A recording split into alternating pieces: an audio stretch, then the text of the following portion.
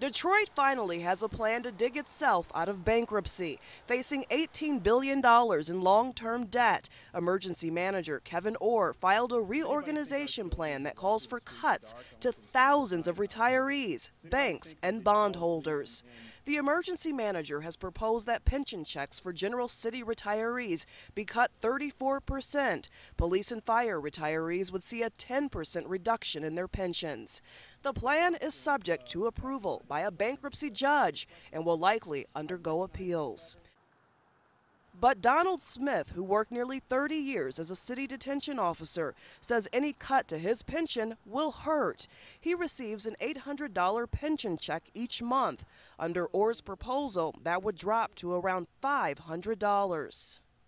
This makes such a drastic effect on me, I can't even imagine how I'm going to make it from day to day. And that's the truth. It's not just the 34% hit. There's an incremental hit in the amount that they're going to have to pay in excess of whatever the city gives them to subsidize their health care.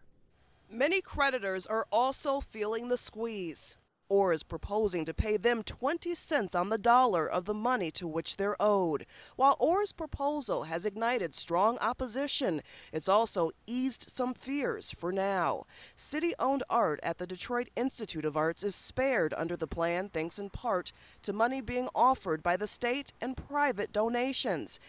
And along with the cuts are some investments. Orr proposes investing $1.5 billion in city services.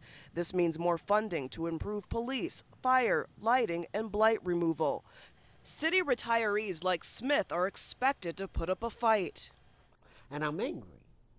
I'm angry to think that people don't mean anything anymore. And the deal is far from done. Negotiations between the city and its creditors will continue. Orr's plan will likely look a whole lot different by the time it reaches the judge for final approval. BC O'Neill, Al Jazeera, Detroit.